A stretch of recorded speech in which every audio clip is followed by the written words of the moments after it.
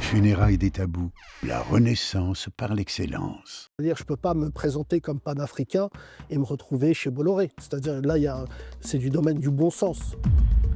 La grande frontière entre l'humoriste et le politique, c'est la morale. C'est ça qui tue l'humour en ce moment. C'est qu'en fait, les mecs sont pas marrants, mais ils te font la morale. Tu dis, non, mais il faut savoir pourquoi. Ma fierté, moi, c'est que votre émission, elle bascule sur le service public. Cette émission, en quoi elle serait moins bonne qu'une émission qui part sur France Télé? Voilà, mais que ça soit des boulots d'Achour ou autres, qui étaient des gens en plus qui étaient bien intentionnés au début, mais à partir du moment où on est financé par l'argent de Bolloré dorénavant, que ça soit d'ailleurs son émission de télé ou les gens qui tournent dans des films, ou les gens qui en même temps touchent à cet argent, pour moi, sont des gens qui à un moment rendront des comptes.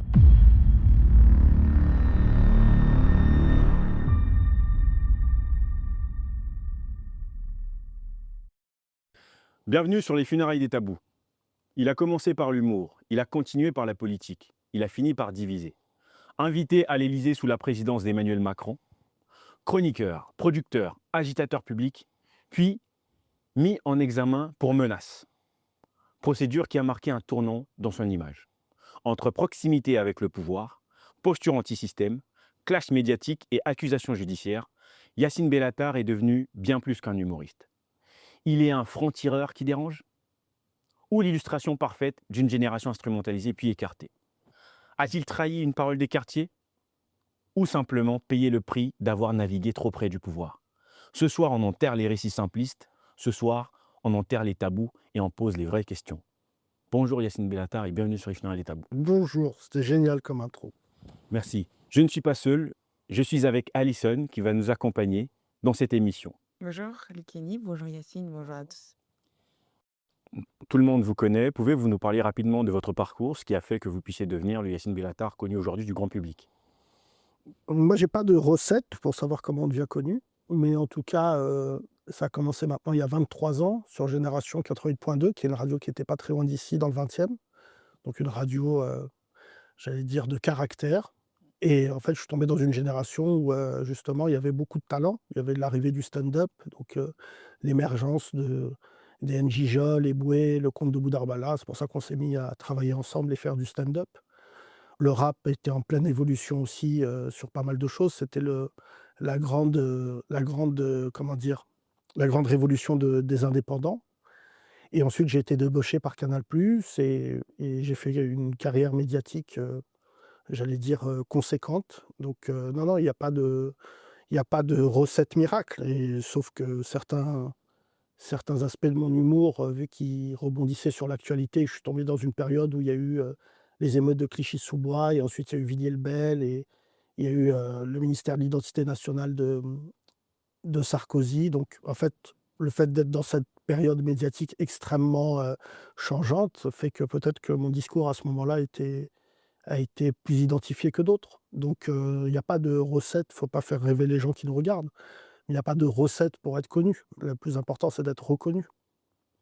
Est-ce que justement il y a des regrets par rapport au fait que finalement vous soyez connu comme vous le dites et le parcours que vous êtes en train d'évoquer? Alors j'ai jamais de regrets, ça c'est très important. Ce que je fais, je le fais en mon âme et conscience et ensuite, j'assume. Donc il y a pas de question, je me réveille pas le matin en étant dans le calcul, sinon je serais un piètre artiste. Les artistes ne sont pas des gens qui sont dans le calcul, c'est pas des hommes d'affaires a priori, c'est des gens qui sont émotionnellement très fragiles parce que quand ils s'engagent totalement. Donc je suis plus gêné par les artistes justement qui se disent: «Bah tiens, si je vais là, peut-être que là, ça va m'ouvrir telle porte». Moi, j'ai jamais, considéré le fait que si je faisais quelque chose, ça allait m'apporter autre chose. Je fais les choses, Vous parlez de quel artiste quand vous dites ça? non, après vous avez qu'1 heure d'émission, mais je j'ai pas déjà, il y en a beaucoup et ensuite, spécifiquement, je vais pas commencer à dire ceci ou cela, à commencer par ceux qui travaillent aujourd'hui pour Vincent Bolloré. Donc, il y en a pas 15. Donc, voilà, mais que ça soit des boulots d'Achour ou autres, qui étaient des gens en plus qui étaient bien intentionnés au début, mais à partir du moment où on est financé par l'argent de Bolloré dorénavant, que ça soit d'ailleurs son émission de télé ou les gens qui tournent dans des films ou les gens qui en même temps touchent à cet argent, pour moi sont des gens qui à un moment, rendront des comptes. Mais on fait pas tous partie d'un système de toute façon qui est compliqué, qui est corrompu. Quand on regarde à grande échelle, on est tous acteurs à un minima à collaborer de loin, de près, de façon intentionnelle ou intentionnelle avec des puissances économiques qui ont des mœurs ou en tout cas des comportements compliqués. Je crois pas, non, je crois pas. C'est-à-dire? Bah, Bah, tout le monde n'est pas amené à se dire, «Je vais devoir me corrompre pour réussir». Ça n'a enfin, avec tout le respect que je vous dois, ça n'a pas de sens de commencer, et vous m'avez l'air talentueuse. On peut pas commencer là-dessus. commencer C'est-à-dire là-dessus, non, mais parce que vous avez évoqué des On commence toujours non, mais on par un peut pas talent, commencer c'est-à-dire là. qu'on commence par un talent et puis parfois on est corrompu parce qu'on se retrouve dans un système où il y a une forme de dépendance Mais qui arrive à un moment donné. personne n'a un pistolet et vous le met sur la nuque en disant, «Si tu fais pas ça, tu y arriveras pas». Il y a une très belle phrase qui dit: «L'art ne pose des questions, il n'y répond pas». Si vous Si vous passez devant un tableau, une sculpture, vous regardez un film, vous écoutez une chanson, ça provoque en vous des émotions. Et celui qui l'a créé à ce moment-là, il l'a créé de lui-même, par lui-même, ou par elle-même, pardon, parce que on va pas genrer ça. Mais la réalité, c'est qu'on a toujours été plus fort que les industriels. C'est la première fois d'ailleurs dans l'histoire de notre pays que les industriels ont un poids sur la créativité. Parce que le rapport de force, c'est les gens de Bolloré qui le prédéterminent dorénavant. il fut un temps, il y avait la censure aussi. Non, pas tant que ça. Franchement, je vais dire quelque chose. Je pense qu'on est dans une période où les mots ont un poids. Et il ne faut pas utiliser des mots pour se convaincre de pourquoi ça ne marche pas ou pourquoi on n'y arrive pas. Il n'y a pas de censure en France, à proprement parler. Moi, je pourrais vous dire que vous avez devant vous peut-être l'un des artistes les plus censurés. Et pourtant, je suis là en train de vous dire, pas tant que ça. Parce que j'ai tellement d'outils de communication aujourd'hui, j'ai tellement de capacités à faire, vous en êtes la preuve, que si je voulais, j'aurais un réseau alternatif, mais pas censuré. Est-ce que, par exemple, je suis invité au César? Non. Est-ce que je suis invité aux Victoires de la musique? Bon, je ne suis pas légitime à y aller, comme d'ailleurs la moitié de la salle. Mais en fait, c'est juste que je décide de ne pas y aller. Oui. Parce que je suis en capacité de dire, j'ai pas envie de me retrouver dans un truc qui porterait préjudice à, j'avais parlé d'intégrité, mais je suis pas parfait. Mais en tout cas, en l'occurrence, j'ai décidé de pas accepter ça. C'est tout. Je veux dire, je peux pas me présenter comme panafricain et me retrouver chez Bolloré. C'est-à-dire, là, c'est du domaine du bon sens. Mais justement, vous avez souvent dénoncé enfin, Bolloré très tôt. C'est quoi? C'est dû à votre panafricanisme? C'est quoi un constat que vous avez fait à un moment donné où vous vous êtes dit, à un moment donné, on ne peut pas se mélanger quand on sait qu'il y en a qui ont un certain nombre de pratiques en Afrique qui ne sont pas saines? Bah, je vais pas mentir, j'ai connu Bolloré, déjà de manière assez simple. C'est que j'étais à Canal+ avant Bolloré. Donc, déjà ça, c'est simple. Donc j'ai vu moi l'arrivée de Bolloré, j'ai vu l'arrivée, les changements, notamment le préjudice qu'il a eu en virant mes camarades des Guignols de l'info. Et ça s'est joué très vite. Et d'ailleurs, pour vous montrer à quel point les bobos sont pas une science exacte, c'est qu'on était persuadés qu'en virant les Guignols de l'info, il y aurait des manifs, qu'on parlerait de liberté d'expression. En fait, pas du tout. Les gens maintenant ont tellement peur de perdre ce qu'ils ont qu'ils ne veulent pas affronter le commun. Et ça, c'est quelque chose qui est totalement nouveau dans notre créativité. Et c'est la stratégie de faire en sorte qu'il y ait plus de classe moyenne ou classe moyenne supérieure pour justement être tellement attaché au matériel qu'on ne revendique plus. Parce que quand on voit les révoltes, même parce qu'on parle très souvent de la Révolution française, mais des révoltes en France, il y en a eu plein, comme celle des Canuts avec les tailleurs sous plusieurs monarchies, ou même République française. Mais effectivement, aujourd'hui, on a une vie tellement confortable qu'avec toutes les injustices qui sont exprimées, parce qu'il n'y a même plus de cachotterie à ce jour, je veux dire, c'est très clair. C'est très compliqué aujourd'hui de se dire, bon, bah, je vais sortir et je vais me battre. Et surtout, je pense que les gilets jaunes ont traumatisé. Parce que c'était quand même une mini-révolution, ce qui s'est passé au niveau Oui, ça c'est national. récent. Moi, pour parler de Bolloré, Ouais. c'est plus ancien. Moi, j'ai mis longtemps à accepter, j'allais dire, pas ma culture, parce que ça, j'ai toujours été à l'aise là-dessus, mais j'ai longtemps compris qu'en fait, ma culture m'engageait. Donc, de C'est-à-dire votre facto, le culture. fait de venir d'ailleurs, bah, ça nous amène des codes, des visions qui sont différentes. C'est lié aussi à nos parents, une forme d'héritage. Le mettre à disposition de Bolloré, où j'ai appris au fur et à mesure de son expansion, de ce qu'il faisait en Afrique. Et je ne vais pas vous mentir, moi je suis d'origine marocaine, enfin je suis pas d'origine, je suis marocain, je suis franco-marocain. Je pourrais vous dire, moi en tant que marocain, je ne suis pas très touché par Bolloré, objectivement. Ouais. Parce que Bolloré n'a pas fait au Maroc ce qu'il a fait dans d'autres pays d'Afrique. Et par extension et par francité, c'est-à-dire le fait d'avoir comme frères des Maliens, des Sénégalais, des Burkinabés, des Béninois, ainsi de suite, qui eux étaient impactés par la politique de Bolloré, ça a fini par me changer mon paradigme à moi, en tant que Marocain. C'est-à-dire, c'était de dire, En fait, on est des panafricains, on est dans une vision qui est plurielle, dans ce que d'ailleurs proposait ou Sankara ou Kadhafi. Et en fait, on se doit, nous, la diaspora, d'amener une solidarité que peut-être même au bled, ils n'avaient pas envisagée. Par exemple, je vous donne un exemple simple, mais le Maroc et l'Algérie, par exemple, quand on va au Maroc, le Marocain ne s'entend pas avec l'Algérien. Alors que nous, en France, on est mariés avec l'Algérien, on est mariés avec la Malienne, on est mariés. En fait, c'est nous qui avons amené aussi une forme de, j'allais dire, de vision globale au continent africain. Sinon, en Afrique, c'est des pays qui sont séparés par des frontières. Donc moi, j'ai beaucoup joué mon spectacle en Afrique aussi pour comprendre le continent. Et je m'étais donné une période d'un an où j'ai fait une tournée en Afrique. Et en fait, j'ai compris que j'étais très peu de choses dans mes combats et dans ma vision. Justement, vous avez parlé de panafricanisme, mais j'ai entendu, je ne sais pas si c'est un lapsus, vous avez dit, entre nous, enfin, on ne voit plus, Bolloré n'a pas vraiment beaucoup touché au Maroc par rapport à l'Afrique. C'est-à-dire, quand on peut entendre ça, on a l'impression que vous extériorisez finalement le Maroc quand vous dites par rapport à l'Afrique. Quelle est votre vision, en vous, du panafricanisme? Est-ce qu'il y a une différence dans votre considération de l'Afrique du Nord par rapport à l'Afrique de manière générale? Non, là, alors, pour bien, vous avez tout à fait raison de le souligner, pour bien porter ce sujet à longueur de temps, si vous voulez, ça arrange tout le monde de ne pas connaître sa géographie. C'est comme quand les Blancs disent l'Afrique. L'Afrique, ça ne veut pas dire grand-chose, puisque c'est quand même 54 pays et dans lesquels il y a des ethnies, et dans lesquels, par exemple, je pense que beaucoup de Blancs ne savent pas ce que c'est la différence entre un Bambara et un Soninké. Je pense que pour eux, c'est des Noirs, voilà. Pour revenir à votre question, le Maroc fait partie intégrante physique de l'Afrique, donc c'est un pays africain. Après, il y a ce qu'on appelle, qui est une création d'ailleurs, qui s'appelle le Maghreb, Maroc, Algérie, Tunisie.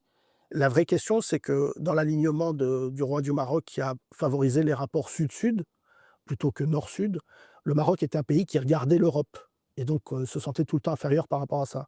Le Maroc, dorénavant, a développé des économies, beaucoup d'économies en Afrique. La première banque malienne, par exemple, est une banque marocaine. Enfin, on ne va pas rentrer dans tout ça. Et en fait, moi, c'était pas mon sujet du tout. C'est-à-dire ce que vous disiez tout à l'heure, c'est-à-dire que moi, j'allais au Maroc en vacances, mais j'avais pas, si vous voulez, j'étais pas concerné par un projet global. Mais Et je en me fait, permets de d'aller vous interrompre, Yacine Bellatar, parce que je rebondis sur ce que disait mon collègue. Ce qu'il y a, c'est que vous avez dit, enfin, ça peut être très compliqué de dire que nous, la diaspora, on a apporté l'aspect fraternité sur le continent africain. Ça fait un peu ce truc de la diaspora qui sauve les gens du continent.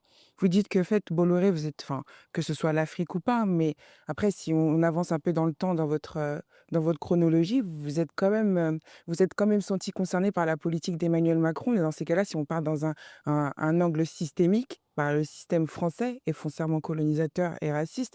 Donc même prendre un parti politique, c'est Alors, un peu on compliqué. reviendra sur le cas avec Emmanuel Macron, mais ce que vous je disiez quand même, finis c'est juste par important. rapport à Oui. ma phrase, je pense objectivement, et je le sens, d'ailleurs, je ressors d'une Coupe d'Afrique qui l'a prouvé. Je pense que le Maroc est un pays puissant d'Afrique, mais qui fait partie d'un tout. La vraie question qu'on va avoir dorénavant, et c'est celle que vous soulignez, c'est est-ce qu'on est en capacité de fédérer, ce que fait bien le Maroc, je pense, tous les pays de la zone Afrique. Mais par exemple, il faut savoir que la scission entre anglophones et francophones, ça a des conséquences aussi en termes de stratégie politique. Moi, par exemple, hier, je crois que j'ai croisé un Ghanéen, un franco-ghanéen. C'est très rare de croiser un franco-ghanéen. C'est très rare de croiser un franco-nigérien. Bon, il s'appelle Socrate du groupe Tandem et je l'ai eu la semaine dernière au téléphone. Mais si vous voulez, la question, c'est comment la francophonie, aujourd'hui, de par le Maroc, l'Algérie, la Tunisie, le Congo ou autre chose, rentre dans une notion africaine et qu'est-ce qu'on défend comme vision globale. Moi, par exemple, je vais vous dire, on n'a pas le même sujet. Moi, je vois beaucoup de franco-marocains et autres qui retournent s'installer au Maroc. Ça, c'est quelque chose d'extrêmement nouveau, qu'avait dit d'ailleurs Hassan II, qui disait à l'époque, un jour, ils finiront par rentrer. Oui. Vous me dites cette phrase-là il y a 20 ans, j'explose de rire. Je me dis, bah non, c'est le bled. En fait, là, maintenant, oui, je me pose la question, parce que la France est tellement devenue dangereuse pour ce qu'on représente, ce qu'on dit et ce qu'on porte, que de toute manière, il va bien falloir qu'on trouve une solution de repli. C'est clair. Vous avez parlé tout à l'heure du fait d'être censuré.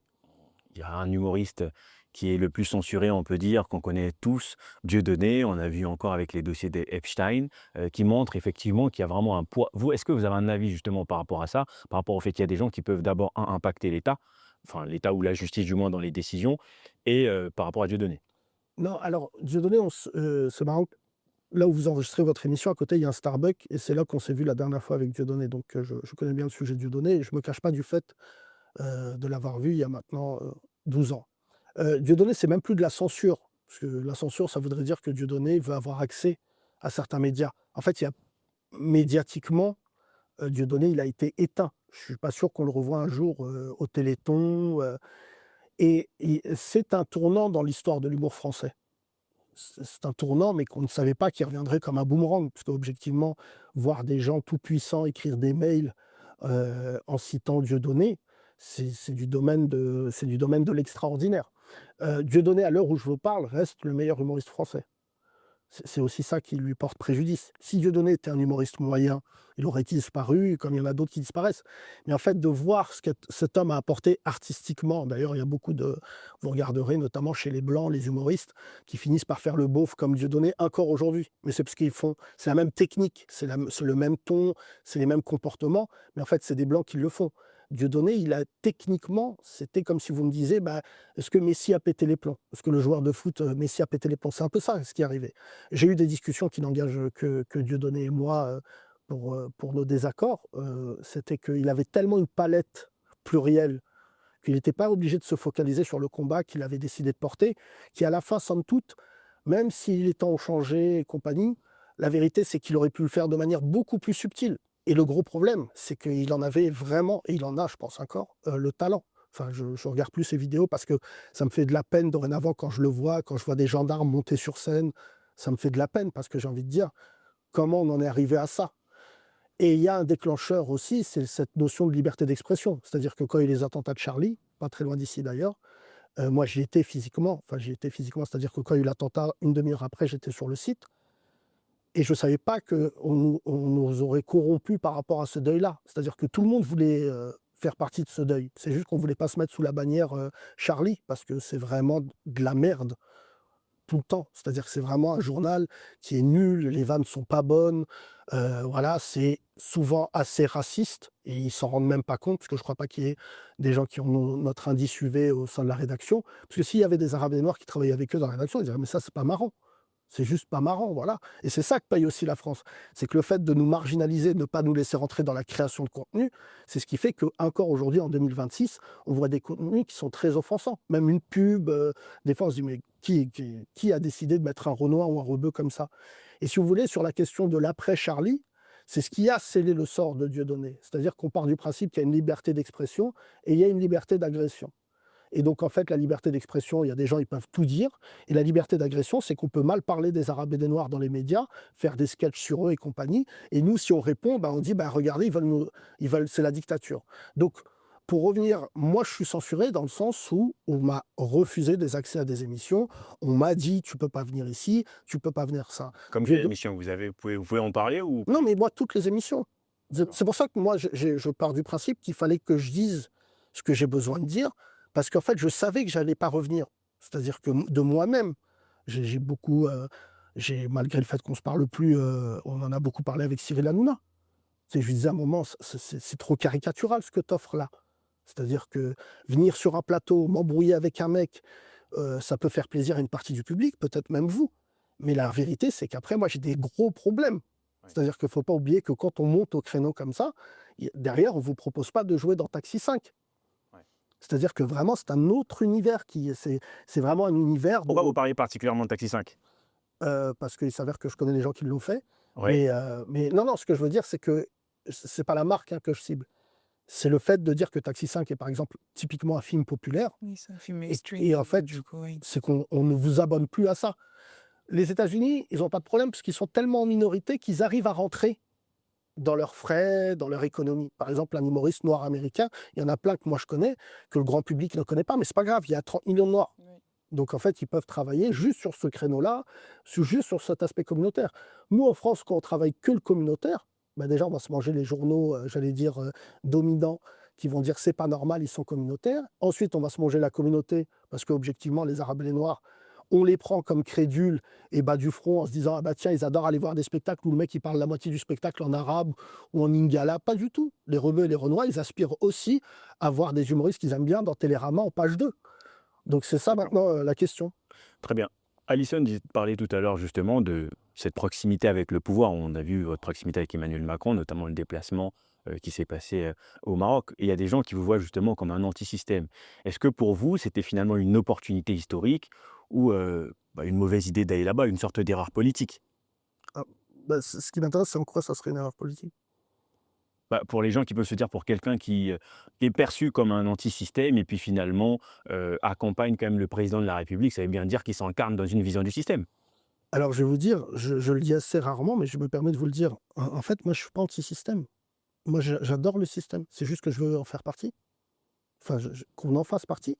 Mais Moi, je trouve que le système qu'est-ce qui français, vous... Alors, vous dites que vous êtes anti-système, j'ai pas mais dit en que même j'étais temps, anti-système. vous dites que vous n'êtes pas, autant pour moi, anti-système, vous venez de dire que vous n'êtes pas anti-système, que vous adorez le système, c'est juste que vous souhaitiez qu'il soit Alors, je n'adore pas le multi... système.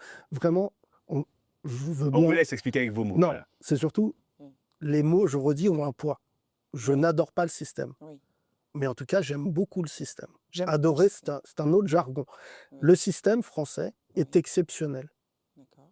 C'est un système d'exception. D'accord. Moi, j'ai un peu voyagé, et notamment du côté du Far West des États-Unis. Oui. Moi, je suis hyper heureux de faire partie d'un pays où, quand je vais à l'hôpital, ça me coûte 0.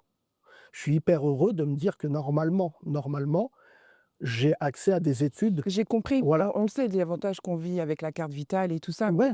On sait aussi le confort qu'on vit en tant que Français. Ouais. On sait aussi tout ça. Et c'est pour ça que je vous dis, lorsque vous parliez je reprends vos mots dans ces cas-là, parce que c'est important et vous avez raison, Ouais. Ouais.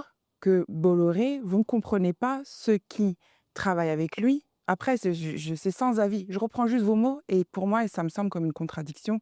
Le fait de je ne suis pas d'accord après ce que ces gens-là ont fait, Bolloré en tout cas a fait en Afrique, et je ne comprends pas comment on peut continuer à travailler euh, dans sa chaîne, parce que vous parliez de Canal+. Là, aujourd'hui, vous dites, j'aime beaucoup le système français. J'aime le confort qu'il me procure. Mais on sait pertinemment aussi que c'est grâce au franc CFA. On sait pertinemment aussi que c'est grâce à des accords diplomatiques et économiques qui sont désavantageux pour le continent africain. Et que c'est la raison pour laquelle on peut, nous, diaspora, enfants d'immigrés, vivre dans ce certain confort. Donc c'est là où je comprends plus. C'est là où pour moi je me dis, il y a Non, mais d'autres moi, choses. pour toi, Ouais.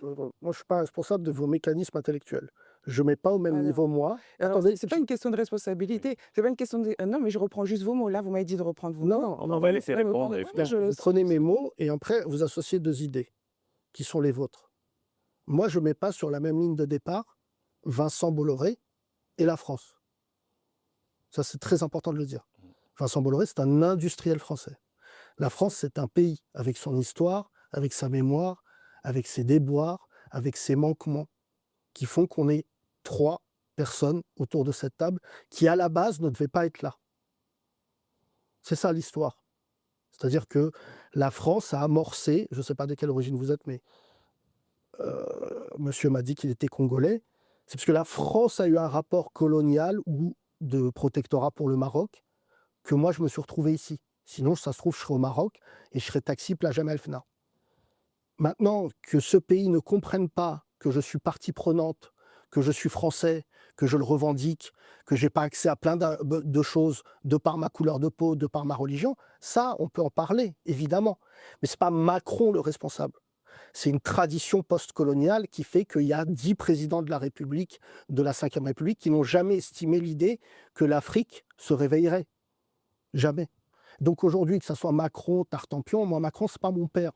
Et a priori, dans 1 an, si je vais déjeuner avec lui, il sera juste un civil comme vous et moi. Vous n'avez On pas sera président. répondu à mon collègue. Vous n'avez pas Mais alors- répondu. Non, mais juste pour finir. Oui. Concernant Vincent Bolloré, c'est comment je prends les richesses de l'Afrique, comment je prends des points stratégiques comme les ports, et que je prive un pays de son développement économique pour m'enrichir personnellement.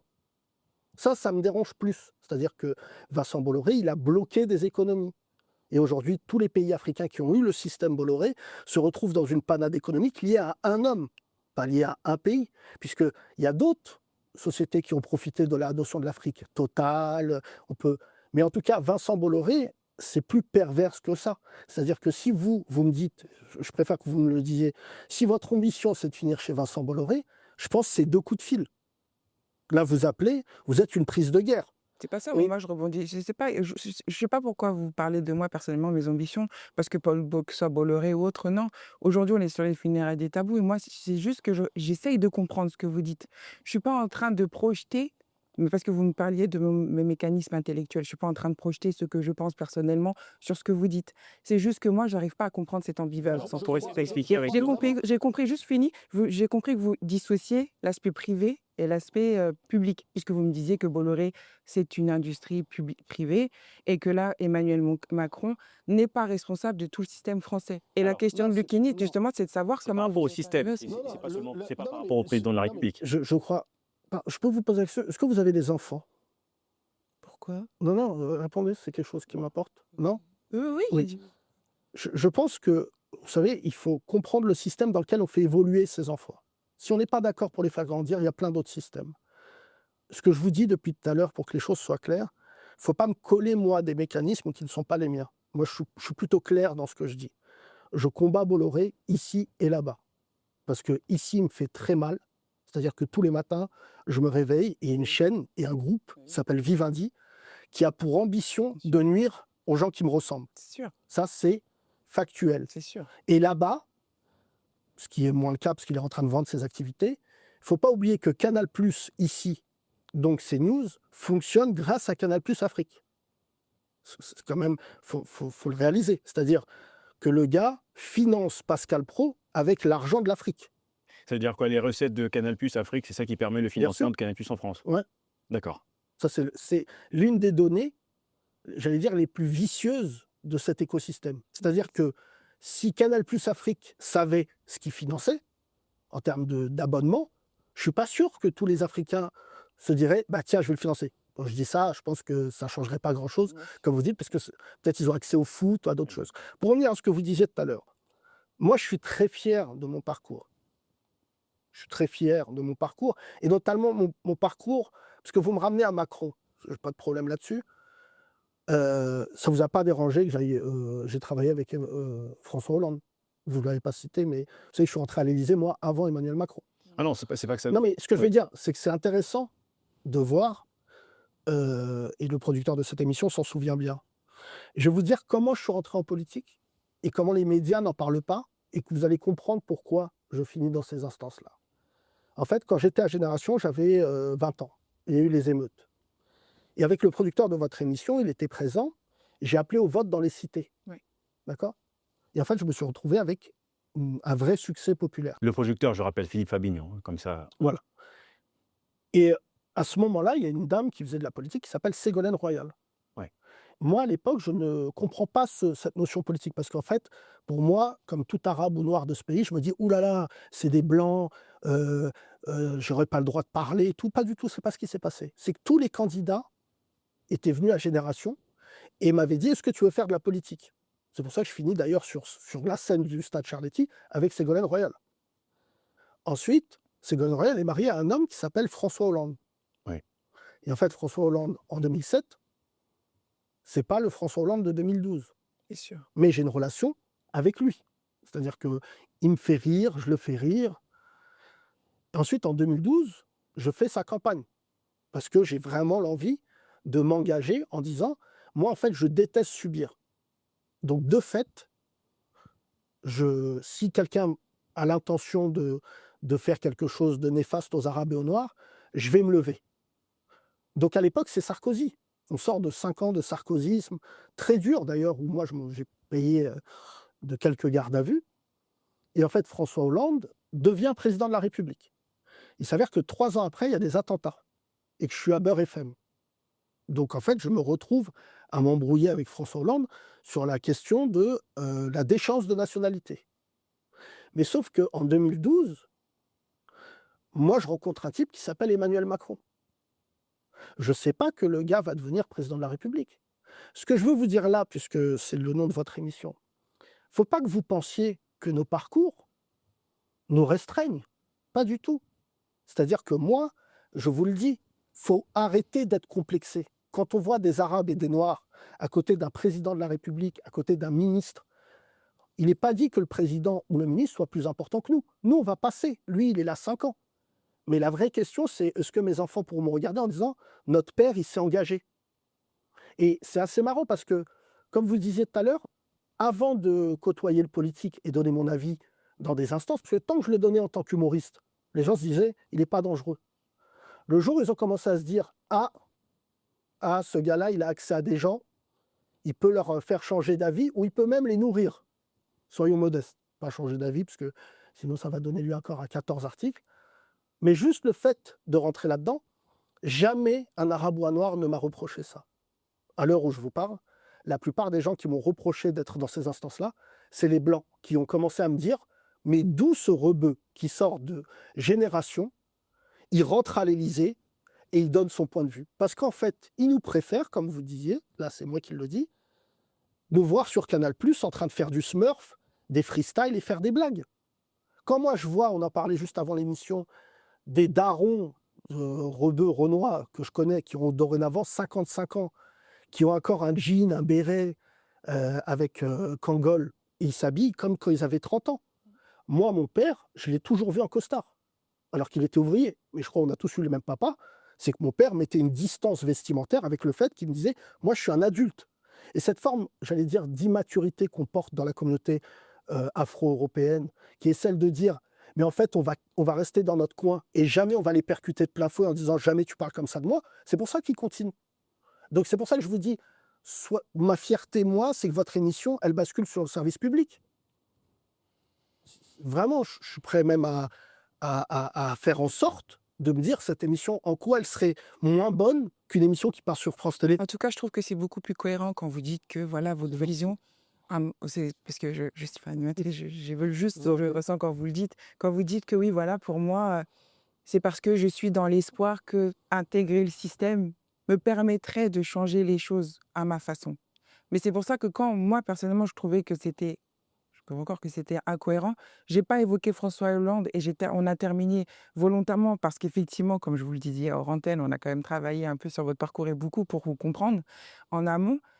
Mais le fait quand on termine avec Emmanuel Macron, que ce soit François Hollande, que ce soit Ségolène Royal, que ce soit tout ce système-là, effectivement, vous voyez, malheureusement, vous êtes le fruit des conséquences de traités dans cette direction-là.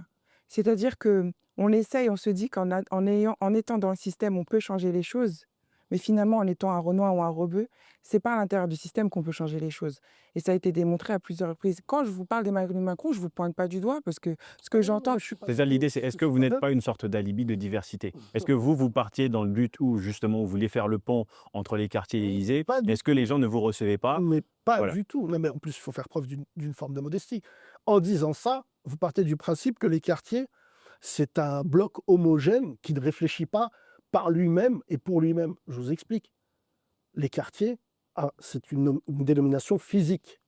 Il y a des gens qui viennent des quartiers, il y a des gens qui habitent dans les quartiers, il y a des gens, qui vont y rester, il y a des gens qui s'émancipent.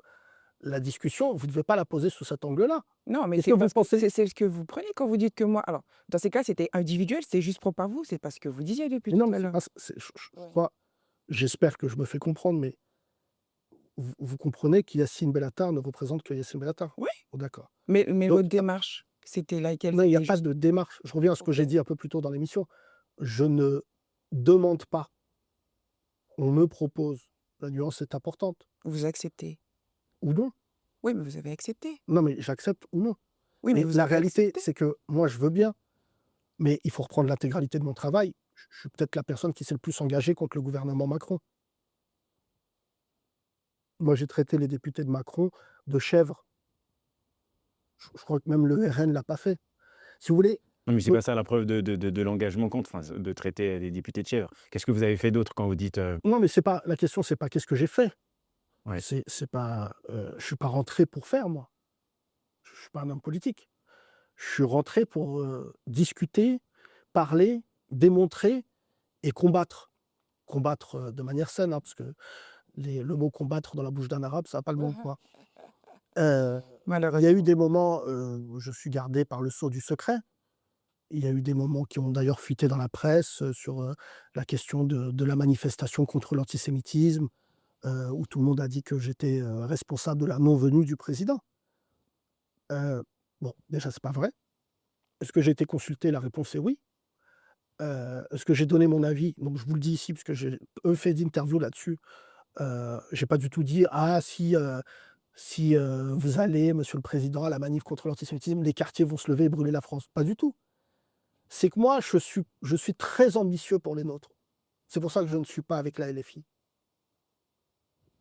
et je vais vous dire, c'est absolument, comment dire? Incroyable ce qui se passe actuellement entre la LFI et les gens des quartiers. Regardez bien. Il y a un garçon qui meurt qui s'appelle Quentin. Est-ce qu'on est d'accord politiquement avec le petit Quentin qui vient de mourir? Pas du tout. Je pense que c'est un garçon qui est à la droite de l'extrême droite. Est-ce qu'il mérite de mourir? Je dis non. Comme je pense que, Adama Traoré ne méritait pas de mourir. C'est-à-dire que je pense qu'on est en 2026 et que dorénavant, on peut contourner la mort, on peut s'éviter ça. On découvre quoi dans cette affaire du petit Quentin? Enfin, petit Quentin, c'est un côté affectif donc de Quentin. C'est qu'en fait, il a été tabassé par des blancs d'extrême gauche. Il n'y a pas d'arabes et noirs. S'il y avait des arabes et noirs là-dedans, je pense que tout le monde en parlerait, mais pas de la même manière. Bien sûr. Parce que nous, en fait, on est violents, à ce qui paraît. Mais nous, on ne tue pas les gens à 15 heures. Parce qu'on a, un, d'autres choses à foutre, et deux, on n'est pas les tirailleurs de Jean-Luc Mélenchon. Parce que c'est ça le programme de Jean-Luc Mélenchon. C'est prendre des arabes et des noirs, les mettre en avant dans un système de tension, alors que les arabes et les noirs, ce qu'ils aspirent en tout cas, pour ceux comme moi qui ont des enfants, c'est qu'ils aspirent à la normalisation et la banalisation pour leurs enfants. C'est-à-dire qu'ils se disent, même moi, mes parents, ils ont connu l'humiliation. Même moi, j'ai connu l'humiliation. Ben, au bout de la 3e génération, on veut que nos enfants ils postulent à des grandes écoles, être médecins, être ingénieurs. Et croyez-moi, quand je vois moi, les résultats, je suis très impressionné de voir que les chiens font des chats. C'est-à-dire Pourquoi que vous même, dites ça? attendez, je suis Ouais, fini, je vous en prie. même la pire des racailles a compris que l'éducation de son enfant scolairement, le suivi de l'école aujourd'hui, c'était déterminant. Il n'y a ni rap, il n'y a ni foot, il n'y a ni humour. C'est qu'en fait, prends ton enfant, amène-le à l'école, fais en sorte qu'il s'exprime bien, qu'il soit propre, qu'il respecte sa culture, la culture de ses aïeux, qu'il respecte la loi. Et la plupart, moi, des gens qui m'entourent, je ne connais pas un daron ou une daronne qui a dit à son enfant « fous le bordel ». Et quand moi, je vois Jean-Luc Mélenchon, ces derniers temps, qui part totalement en vrille, et pareil, ce qui est propre à Dieudonné est propre à Mélenchon. C'est-à-dire, il est tellement plus talentueux que ce qu'il fait aujourd'hui. Il aurait très bien pu être le renouveau de la gauche, inclusif avec les Arabes et les Noirs. Mais ce n'est pas du tout ce qui s'est passé. Moi, quand je vois des blancs de Jean-Luc Mélenchon venir me faire la morale à la télé, alors que sur les listes des municipales, ils ont viré tous les Arabes et les Noirs, parce que c'est ça la réalité. Et je vais vous dire, j'attends pas de l'extrême droite de mettre des Arabes et des Noirs sur leur liste. Mais que l'extrême gauche vienne me dire ouais, nous, la banlieue, on comprend, et qu'en fait, ton seul modèle économique, c'est de créer une loi, une association, loi 1901, de foot en salle et manger du 4 quarts dans un gymnase, ce n'est plus possible. C'est pour ça que la question qui était la vôtre de dire pourquoi je suis rentré à l'Élysée à plusieurs reprises, parce que je sais que c'est à l'Élysée que ça se décide. Ça se décide ni sur les plateaux télé, ni dans mon salon, ni dans les chichas. C'est dans les lieux de pouvoir qu'on parle de pouvoir. Et en fait, c'est ça qui est déterminant dans ma construction. C'est qu'on ne doit plus avoir peur de rentrer dans ces lieux. Et on doit même en être fier. Et vous avez l'impression aujourd'hui d'avoir changé des choses, puisque vous êtes rentré à l'Élysée, ou finalement... Non, modestement, je vais vous dire, c'est conjoncturel. C'est pas lié aux hommes. La France, comme disait madame, la France, elle a un problème avec nous. D'ordre systémique, le mot a été employé, c'est qu'en fait, elle ne comprend pas nos revendications. C'est vraiment, je veux vous dire, mais ça serait Macron, ça serait Tartampion, c'est un long fruit où en fait on paye l'addition. C'est pour ça que moi je pense que de toute manière, ne vous attachez pas à un résultat de ma part, parce que comme elle le disait tout à l'heure assez justement, c'est un problème en fait qui est d'ordre organisationnel. C'est qu'on sait que quand on sort dans la rue, ben, on a plus de chances de se faire contrôler, mais ça, c'est pas, on n'a pas inventé l'eau chaude. Ce qui est assez marrant, c'est que des gens puissent croire qu'on peut changer ce système-là. On ne peut pas le changer. On peut le faire varier, on peut le faire évoluer, mais le changer, à proprement parler, la réponse est non. Et vous vouliez rentrer dedans, on fait comment finalement? Ben, déjà, on vote. Moi, je suis pour le vote obligatoire. Et on vote qui? Puisque vous dites Jean-Luc Mélenchon non, la droite non. Je vous redis ce que je vous disais tout à l'heure. Vous avez quel âge? 29. Voilà. Je pense vraiment que vous sous-estimez vos potentialités. On n'est pas un troupeau et on dit on vote pour lui. Peut-être si vous et moi on parle, enfin on parle à 3, peut-être on a des accords et des désaccords. Moi par exemple, j'ai pas de problème à vous parler du fait que je pense que le capital est une solution. Je pense que plus on a de l'argent, plus C'est on sûr. trouve ses solutions à soi. C'est pour ça, moi je peux ouvrir ma gueule parce que j'ai trouvé mon modèle économique. Mais il y a plein d'humoristes à l'heure dont vous parliez qui ne peuvent pas parler parce qu'ils disent ouais, mais oui, mais quand tu as atteint certaines sommes, je dis n'importe quoi, mais quand sur ton compte en banque, tu as 300 000 euros, n'essaye pas d'avoir 3 millions. 300 000, c'est déjà bien. Mais qui essaie d'avoir 3 millions au lieu de 300 Mais 000? ça, tous les artistes arabes et noirs sont persuadés qu'ils veulent être, comme dit la citation, moi je cherche pas à être le plus riche du cimetière. C'est-à-dire gagner de l'argent pour ne pas le réinvestir, pour moi, ça ne sert strictement à Vous rien. avez souvent parlé de Jamel Debbouze. Est-ce que pour vous, c'est le cas typique Alors, pour vous parler de Jamel Debbouze, pour ne rien vous cacher, on s'est reparlé ces derniers temps. On s'est revus. Oui. Parce que ça faisait 20 ans qu'on ne se parlait pas, donc à un moment, on va arrêter. Et en fait, moi, je préfère aller voir Jamel Debbouze et qu'on se parle et qu'on se dise ce qu'on a à se dire pour en sortir ensemble. Qu'on le veuille ou non, Jamel Debbouze est une icône. C'est même pas un humoriste. C'est une icône française. Donc, c'est assez rare pour être souligné. Jamel a fait des choix. En attendant, il a fait des choses aussi positives. Il a fait des choses négatives. La vraie question, c'est que quand on échange, on se nourrit les uns les autres. Et moi, ce que je reproche à notre culture, j'allais dire urbaine, j'aime pas le nom, c'est que ça arrange beaucoup de gens qu'on soit en embrouille les uns avec les autres. Ça arrange beaucoup de gens. Et en fait, il faut des fois comprendre que les gens qui voient un intérêt à ce qu'on s'embrouille entre gens semblables, bien sûr qu'il y a des gens qui nous ressemblent que j'aime pas, mais ma règle d'or dorénavant, c'est que publiquement, je ne cartonne pas un de mes semblables. Quand je vois, moi, certaines personnes, ce qu'elles sont capables de dire pour protéger des gens qui leur ressemblent, pourquoi j'appliquerais pas ça aux nôtres? Donc dorénavant, dès que je vois un Robert Renoir qui fait un truc bien, je dis bravo, c'est génial, frangin. Mais est-ce que vous dites par rapport, parce que vous avez parlé du Canal+, parce qu'il y a pas mal d'artistes, d'humoristes qui passent sur Canal+. Est-ce que finalement, c'est pas porter préjudice à ces artistes de la perception qu'on peut avoir d'eux? C'est-à-dire quand on va penser au Thomas N'Gijol, on va dire ah ben si Yacine Bellatar pense là, ça veut dire que la plupart qui sont là-bas, bah, en fait, sont des enfants du système d'une certaine façon parce qu'ils ne peuvent pas vivre d'eux-mêmes. Oui, mais vous me parlez de quoi? Du système médiatique ou du système politique? Bah, ça peut être enfin, là, pour le cas des artistes, il y a aussi le système médiatique. Oui, mais la question, c'est que moi, j'ai vu les Césars il y a 2 jours.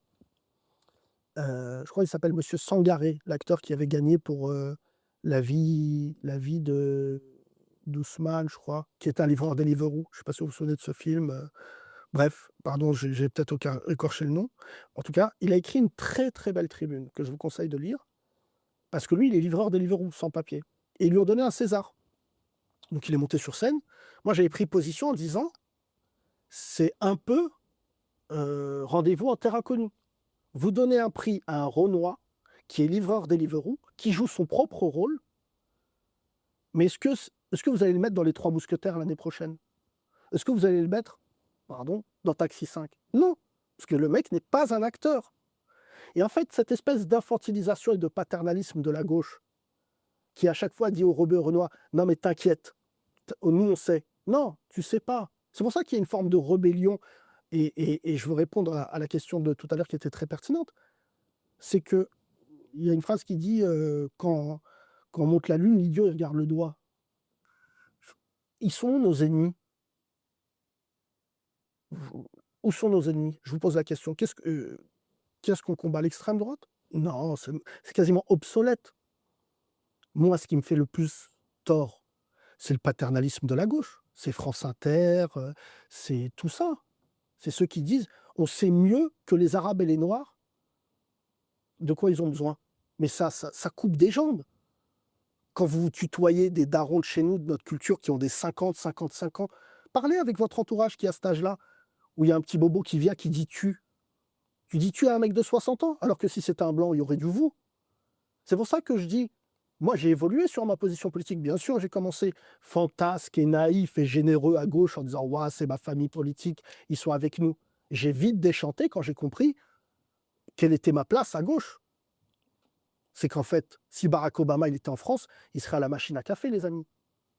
Vous croyez que la France, ils auraient accepté qu'un Renoir comme Barack Obama s'émancipe de tout et dise « c'est moi le président ». Mais non, pas du tout. À la fin, on est des bougnoules et des négros. C'est pour ça que dorénavant, j'ai décidé une règle simple. Aucun blanc ne m'explique mes problèmes. Moi, je sais ce que c'est être arabe et noir.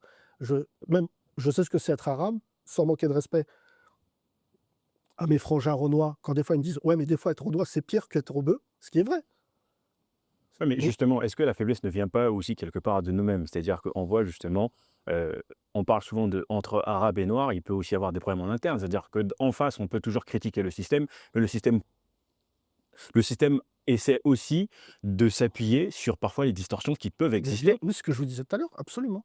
Et ça, c'est pas le fruit finalement de soit de la culture, de l'éducation qu'on a reçue parfois dans les quartiers. Pourtant, les gens vivent dans les mêmes quartiers et constatent les mêmes problèmes dans ces quartiers-là. Et ça, c'est pas forcément l'impact de la télévision. Moi, je vais vous dire, à mon échelle, et je vous parle la bouche sèche du ramadan, la fitna, c'est-à-dire le fait de s'en prendre d'un musulman à un autre musulman, pour moi, est plus répréhensible que le racisme.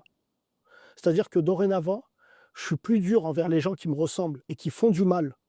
Je vous donne la séquence juste pour que vous le sachiez. Il y a quelque temps, pour des raisons personnelles, j'ai pris part au débat sur le conflit à Gaza, le conflit, le génocide même.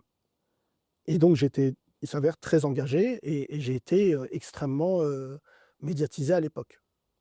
Et j'ai appris en fait, je vous raconte l'anecdote parce qu'elle est marrante, j'ai reçu la liste faite par Arthur, l'animateur Arthur, et Franck Tapiro, des artistes avec qui il fallait plus bosser, d'accord? Donc une liste avec tous les noms des musulmans avec qui il fallait plus travailler parce qu'ils ont pris position pour la Palestine. Et je reçois la liste et je vois pas mon nom. Donc je me dis: «Waouh, ça veut dire que je peux encore bosser». Et le gars qui m'a envoyé la liste, il me dit: «Non mais je crois que tu as pas compris. Tu es même plus sur la liste toi. C'est-à-dire que tu es au stade au-dessus». Et en fait, qu'est-ce que j'ai appris? Bien sûr que ça a été un truc très dur, ce conflit, ses conséquences. J'ai perdu des fraternités avec des feux que j'aimais de tout mon cœur et qui malheureusement, on se parlera peut-être plus jamais. Parce que j'ai vu des choses et peut-être aussi ils ont des choses à me reprocher. Soit. Mais jamais je changerai ma position. C'est-à-dire que vraiment, il y a eu des coups de pression dans le show business comme on n'a jamais vu. C'est-à-dire que ce que vous avez vu sur Dieudonné a été fait dans l'ombre de beaucoup d'artistes actuellement. Si vous ne voyez pas des gens en ce moment, c'est qu'il y en a certains qui ont dû faire des sorties. Et en fait, qu'est-ce que j'ai appris par notre milieu? Qu'il y a des artistes rebeux renois qui disaient d'autres rebeux renois, ouais, c'est un antisémite. C'est eux qui colportaient des choses sur nous, c'est même pas les feuges qui venaient. Parce que si les feuges voient cette interview, moi, j'ai pas demandé grand-chose, les amis, hein. C'est-à-dire que moi, de mon positionnement de musulman, j'allais dire bourgeois, parisien, c'est bien de dire la Palestine, c'est pas bien, mais je le fais de Paris. C'est quand même. Faut pas oublier d'où on prend position. Moi, ceux que je respecte, c'est ceux qui disent j'y vais. Il y a des gens sur les Rohingyas, par exemple, qui étaient allés faire des opérations. Ceux-là, ils ont mon respect ultime. Mais celui qui est chez lui sur Twitter et qui dit ah bah ouais, faut s'engager, mais gars, t'es dans ton salon. Et pour revenir à ça, j'ai été très marqué par ces cancans, ces phrases-là, parce qu'il y a des fois, je me dis, tel artiste rebeu, il a dit que tu étais antisémite. Je dis, t'es sûr, c'est lui qui l'a dit? Ouais, on était dans un dîner, et il a dit, lui. Et en fait, je me suis dit, mais en fait, c'est pour ça qu'en face, ils ne sont pas inquiétés. Parce qu'ils trouveront toujours ce que vous disiez dans nos rangs, des gens qui sont capables de faire des choses graves pour réussir. Donc pour moi, si vous voulez, comme disait Malcolm X, avant de faire le ménage chez les autres, il faut faire le ménage chez soi. On a l'impression dans votre discours, effectivement, il y a tel, tel, tel. Bon, c'est vrai que parfois c'est difficile de donner des noms, mais nous, parfois, on a envie d'identifier. Parce que quand on les voit finalement, parce que quand vous dites ça, systématiquement, les gens vont se dire, ah bah donc toutes les personnes qui n'ont pas été écartées de la liste sont peut-être les taupes qui. Pas forcément. Mais du coup, comment on fait pour l'identifier? Non, mais je comprends. Vous êtes un bon animateur et madame est une bonne animatrice. Vous donnez des noms propres qui s'avèrent vrais, ça ne va pas apporter quelque chose de positif à la personne. Le public n'est pas dupe et il n'est pas bête. Il sait qui fait quoi. Et, ou du moins, il le ressent. Actuellement, si vous voulez, la plupart des Arabes et des Noirs que vous voyez à la télé, est-ce que vraiment c'est les plus talentueux? Non. C'est les plus acquis. Je vais vous dire, il y en a, ils sont même pas marrants, pour moi, ils sont exotiques. Quand je vois des rebeux dans des radios dire ah voilà mon frère, ça c'est pour exciter les petits blancs. Qui disent ah il parle comme dans la cité. Vous savez moi la phrase qui me fait le plus mal à chaque fois c'est quand on me dit ah Yassine Attar il parle bien, c'est que je parle normalement. C'est pas très compliqué ce que je dis. Mais on est tellement habitué à voir des Arabes et des Noirs qui sont caricaturaux dans leur ensemble qu'en fait on finit par se dire que celui qui parle normal c'est Einstein. Donc en fait, tout ça va se calmer. Et ça va se calmer, je vous donne le moment, dans 1 an. Parce que l'extrême droite va passer. Je vous le dis ici, je ne suis pas Nostradamus. Mais a priori, je pense qu'ils ont suffisamment bien travaillé pour finir par faire rentrer dans la tête des Français que le cordon sanitaire, c'est pas autour de l'extrême droite, c'est autour de Mélenchon qu'il faut le mettre. C'est pour ça que j'ai envie de dire à Mélenchon, est-ce que tu mesures dans quelle impasse tu t'es mis tout seul? Ce que vous êtes en train de dire là, ça veut dire que les élections, enfin, parce que c'est quand même grave, sont déjà jouées d'avance, il n'y a pas d'adversité en face de l'extrême droite. Bah, c'est mathématique, hein. 8 candidats au centre pour 10%, 6 candidats de gauche. Donc déjà, avoir 14 candidats, l'extrême droite, ils ont 1 candidat. Même 2. Ils ont Marine Le Pen, et si Marine Le Pen est définitivement condamnée au mois de juillet, c'est Jordan Bardella. Bordella a dit qu'il ne se présenterait pas aux élections présidentielles. Si Marine Le Pen n'y allait pas, Il a dit qu'il ne se présenterait pas. il a dit ça quand? Il l'a Lui, dit. il a dit que dans tous les cas, qu'il ne souhaitait pas se présenter. Il pense qu'il est plus pas prêt à être Premier ministre que président de la République. Alors, je pense que Bardella, il va se présenter, vraiment objectivement, parce que ça voudrait dire que vous pensez que l'extrême droite, il va faire l'impasse sur les prochaines élections? C'est ce qu'il a dit, en tout cas. Ben non, évidemment que non. C'est de facto, c'est une très bonne stratégie d'ailleurs de dire j'y vais pas pour qu'on le réclame. Mais de toute manière, je suis persuadé que dorénavant, ça a évolué. J'ai d'ailleurs des désaccords très profonds avec des amis à moi là-dessus. C'est que je pense que c'est leur tour. Factuellement, on ne peut pas se réveiller tous les matins avec autant de chaînes d'infos qui insultent les Arabes et les Noirs pour pas être récompensé. Vous savez, Bolloré, il a mis 500 millions d'euros dans son groupe. Il a dit, De toute ce façon, c'est groupe, visible. groupe, En soi, c'est il visible. a dit c'est une croisade. C'est la sémantique qui est dorénavant quasiment religieuse. Il est en croisade, il veut. Voilà, c'est la France du Puy du Fou. Et ces gens-là, ils sont dangereux. Moi, j'ai été suivi par la police à la demande de Bruno Retailleau.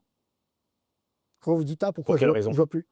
Bah, tout simplement parce que j'ai dit à Retailleau ce que je pensais de lui. Moi, j'ai d'autres Vous lui problèmes avez que dit show quoi? business. Fasse quelque chose de secret ou... Non, non, c'est pas quelque chose de secret. Je ne parle pas à Retailleau déjà. Retailleau est un bon à rien, dangereux, beaucoup plus d'ailleurs que Marine Le Pen. Pourquoi? Parce que si Marine Le Pen, ce qu'elle va faire comme score, ou l'extrême droite, c'est pour ça que je suis sceptique sur le fait qu'il ne se présente pas, avant l'extrême droite, moi je suis un peu plus âgé que vous, mais en 2002, c'était 80-20 Chirac. Et en fait, d'élection en élection, ça se restreint. En fait, là, ils sont très hauts dans les sondages. Ils sont à 41%. Et en fait, Retailleau qui se présente, ça va être lui le faiseur de roi. Il y a un très bon livre que j'avais lu là-dessus, qui disait en fait la politique aujourd'hui, c'est pas le numéro 1, le numéro 2 qui est intéressant, c'est le numéro 3. Toujours. Parce que c'est lui qui décide qui va gagner. Et en fait, Retailleau, qu'est-ce qu'il va faire? Il va amener les 10% qui manquent à Marine Le Pen. C'est pour ça que là, il s'est déclaré. C'est pour ça que c'est... Et suivez-moi, je pense que vous allez remarquer dans les mois qui viennent qu'il est jamais très éloigné de l'extrême droite. Et il va y avoir ça. C'est-à-dire que... Et c'est en ça que je peux en vouloir à Emmanuel Macron. C'est d'avoir sacralisé des gens comme Retailleau, des gens qui... Blanquer. Et aujourd'hui, ça, c'est des choses que le président Macron va payer. Mais toutes les analyses politiques que vous faites, l'engagement que vous avez voulu mener à un moment donné, enfin, vous n'êtes pas dans un parti, il n'y a pas d'engagement politique vous-même, personnellement? Non, pas du tout. J'ai jamais été encarté, moi. Ça ne vous intéresse pas? Mais non, parce que je suis un artiste. Si je m'encarte, ma liberté sera restreinte. On va me dire pourquoi tu parles mal du chef, pourquoi, c'est quoi tes ambitions. Moi, je n'ai pas la maladie des présidentiables, là. Où tous les humoristes, ils veulent faire une Coluche, et tous les hommes politiques, ils se disent je vais être élu au premier tour. Moi, je ne suis pas du tout là-dedans. Vous parliez tout à l'heure, quand vous évoquiez le fait que quand on pense noir ou arabe, il y a souvent la connotation violence derrière parce qu'on nous voit comme des brutes. Mais est-ce que quelque part, vous n'avez pas aussi servi à cette image par rapport... Enfin, je parle de violence, clairement. Alors, moi, vous venez de me rencontrer. Je travaille là-dessus, je vous remercie. Mais moi, j'ai toujours été dans un rapport, j'allais dire, énervé. Moi, je ne viens pas des funérailles des tabous, moi je viens de Génération, cher ami. Et votre producteur, il peut vous raconter ce que c'était Génération. Donc moi, je suis toujours bienvenu de la bagarre. Toujours. Bah justement, vous répondez finalement à ce qu'on pense de vous quelque part. Mais C'est-à-dire c'est que pas le problème. Si vous me posez la question à l'envers, je vous réponds à l'endroit. Moi, je connais mon caractère. C'est pour ça que je ne prends pas d'engagement susceptible de pouvoir nuire à ce que je suis. Je suis un artiste. J'ai mon caractère. Donc, par conséquent, pour moi, un politique doit avoir une forme de probité, de respectabilité, d'exemplarité que moi, je vous le dis droit dans les yeux, je n'ai pas. Point final. Mais moi, je connais mon caractère. C'est pour ça que je suis monté souvent sur l'arène. Que madame dise oui, tout à l'heure avant l'émission, elle me disait vous avez l'air mélancolique. Non, c'est que je suis, j'allais dire, ça fait 1 an que j'ai pas pris la parole dans les médias, je suis juste apaisé et calme. Mais j'ai pris beaucoup de coups. Et on ne sort pas indemne de ça. Et on ne sort pas d'ailleurs collectif. C'est-à-dire si vous pensez que moi, qui suis allé défier l'extrême droite sur les plateaux, bien sûr que quand je marche dans la rue, une tape dans le dos d'un chauffeur-livreur ou un klaxon d'un taxi ou un continu frangin, ça fait plaisir.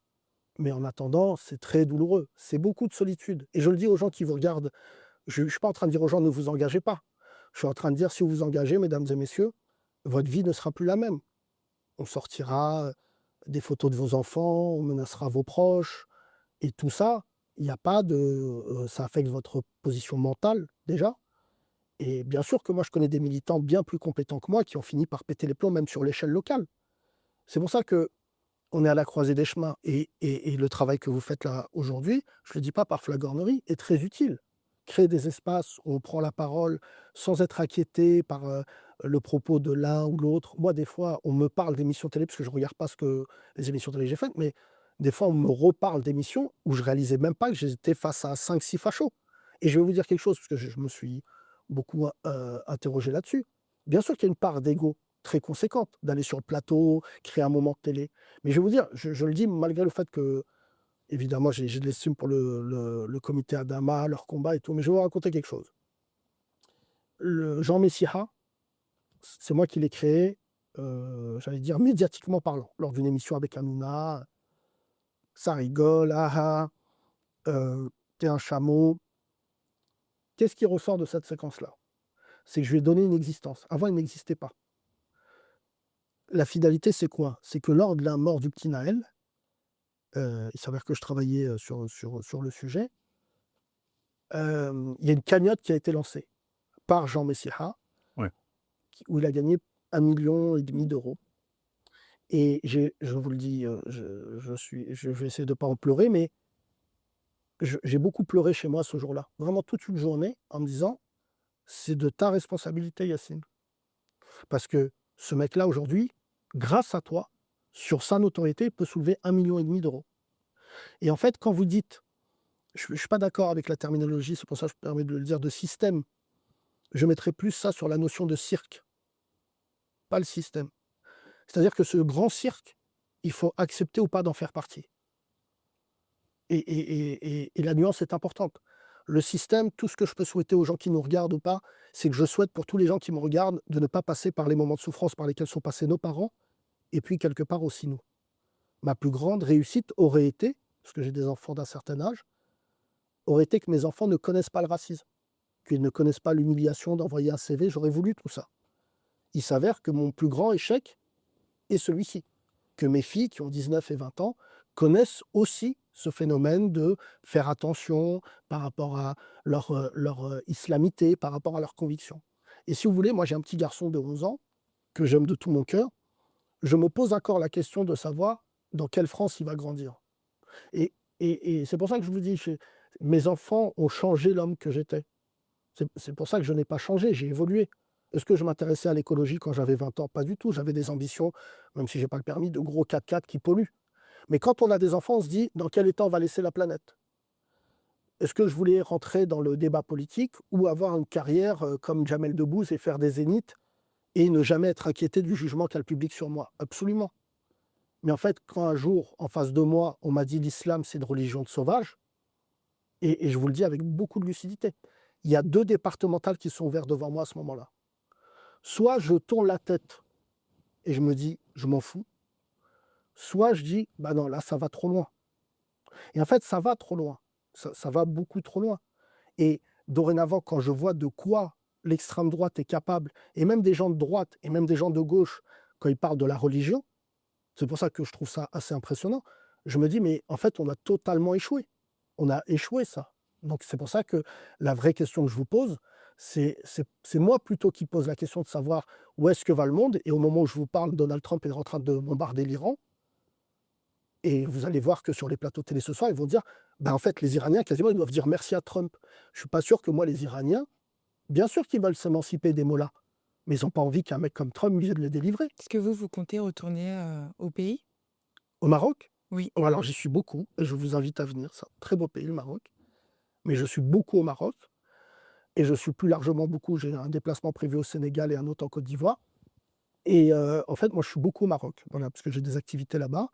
Et mon prochain spectacle aussi a une appétence, j'allais dire, panafricaine. Continuez à faire des spectacles en France quand même?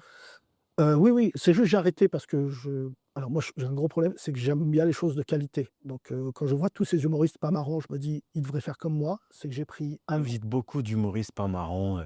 vous Parce que là, on se dit, enfin, mais il y a beaucoup d'humoristes pas marrants. Il n'y a pas que ça. Non, non, mais si vous voulez, il y a jamais eu autant d'humoristes. vous trouvez Redouane marrant ou pas? Lequel, Redouane? Parce qu'il y en a plusieurs. C'est Redouane Bougueraba? Bougueraba. Bien sûr. D'accord. Mais parce que vous citez beaucoup de pas marrants, on a l'impression qu'il y a Non, que non, mais des vous humoristes n'avez pas aucune marrants. forme d'aigreur. Moi, je suis un médecin, donc je sais reconnaître mes collègues. Redouane Bougueraba, il y en a citez-moi des noms, je vous dis. Mais il y en a beaucoup de pas marrants, les amis. Aline Bentala? Bien sûr, Malik. Faut dire Walidia? Walidia, ouais, c'est bien ce qu'il fait, c'est très bien. Finalement, c'est Il est beaucoup là. engagé, Walidia, pourtant. Oui, oui. Non, mais il n'y a pas une histoire d'engagement. Parce que ça voudrait dire qu'il y en a, ils parlent des hommes et des femmes, et d'autres, ils parlent de charpenterie. Non. C'est que ce qu'il fait, il le fait bien. La grande frontière entre l'humoriste et le politique, c'est la morale. C'est ça qui tue l'humour en ce moment. C'est qu'en fait, les mecs sont pas marrants, mais ils te font la morale. Tu dis, non, mais il faut savoir pourquoi. Nous, on reste le bouffon du roi. Il y a une très belle citation que j'ai lue d'un bouffon du roi. Il devait être tué par le roi, et le roi lui a dit, vous pouvez me dire une dernière phrase avant de mourir? Et il a dit, vous n'avez pas prévu de mourir aussitôt au bouffon? Et le bouffon a dit, oui, j'ai fait ce rêve, c'est vrai, où j'étais mort, et je sais que vous allez mourir 2 jours après. Et le roi a gracié le bouffon en se disant, de superstition, le bouffon du roi, c'est le seul qui tutoyait le roi. Ouais. Donc, moi, c'est devenu péjoratif en disant, oui, c'est le bouffon du roi. Pas du tout. Moi, je trouve que les vrais bouffons de ma corporation sont ceux qui font justement ça. Pas d'alliés, ni à gauche, ni à droite. On tape sur les deux. C'est ça la liberté de l'humoriste. C'est ça les Coluche, les Desproges, les Guy Bedos. En fait, ils n'avaient pas d'alliés. Et il n'y a pas un humour qu'on accepte, un humour qu'on n'accepte pas. Il y a des gens qui ont des idées très éloignées de les miennes et qui, néanmoins, techniquement, sont bons. Gaspard Proust. Mais on a l'impression, enfin, quand vous dites ça, aujourd'hui, quand on voit les humoristes, on ne se dit pas qu'ils sont forcément, ils ont forcément des alliés, ou en tout cas dans leur humour. Quand vous dites que c'est pas beau ou que c'est moche, on cite quelques noms, je ne vais pas dire des plus grands, mais qui sont quand même connus. Vous dites qu'ils sont marrants. Finalement, les personnes que vous dites peut-être déjà ne sont pas si connues comme vous le dites. Non, mais je vais vous dire, moi, je suis encore plus... Vous pensez que c'est plus le système qui les propulse, puisqu'ils ne sont pas bons si vous Bien dites... sûr, bien sûr. Bien sûr, mais ça, c'est toute évidence. Non, mais moi, j'aime l'humour. Moi, j'allais dire, j'ai de l'émotion face au talent. C'est pas voilà, je vais pas me paraphraser parce que c'est totalement condescendant, mais l'humour, c'est sérieux. C'est pas tu montes sur scène, tu me racontes ta vie, c'est pas marrant. Tu m'as pris 10 minutes de ma vie, là. Ouais. Voilà. Donc, les chroniqueurs là de France Inter que je vois tous là à faire des chroniques de merde là, de dire mais gars là, comment t'en es arrivé là? Qui t'a mis derrière ce micro et tu t'es dit t'as du talent? Moi je viens de banlieue moi. Quand tu rentres dans le City Stade, t'es nul. Il y a les deux équipes qui disent sors nique ta mère. Depuis quand nous on tolère le fait que les gens ils soient pas marrants?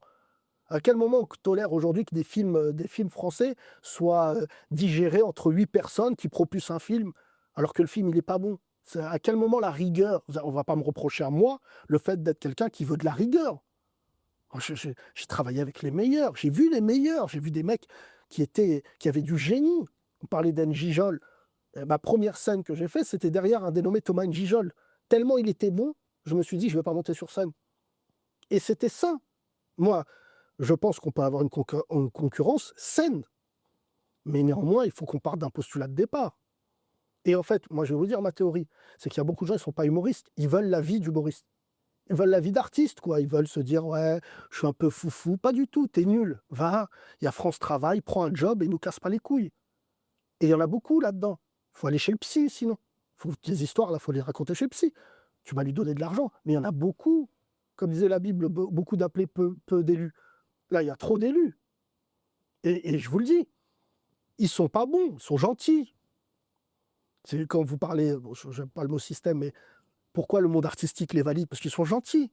Souvent, vous entendez ça maintenant avec les artistes, on dit: «Il est pas, mais je te jure, il est adorable». Mais moi, je m'en fous, moi. Je préfère un mec qui est un connard et qui est prodigieux. Il est pas là pour être notre ami. Donc c'est pour ça que je vous dis aujourd'hui pourquoi il y a un nivellement par le bas. C'est que tous les humoristes sont persuadés d'être des génies torturés. Nous, on a galéré, nous. Ma génération, quand on disait on faisait du stand-up, les gens ils nous regardaient comme des apaches. Mais c'était chaud. C'était et pardon de le reparler de lui, mais le producteur de votre émission, il peut nous le dire.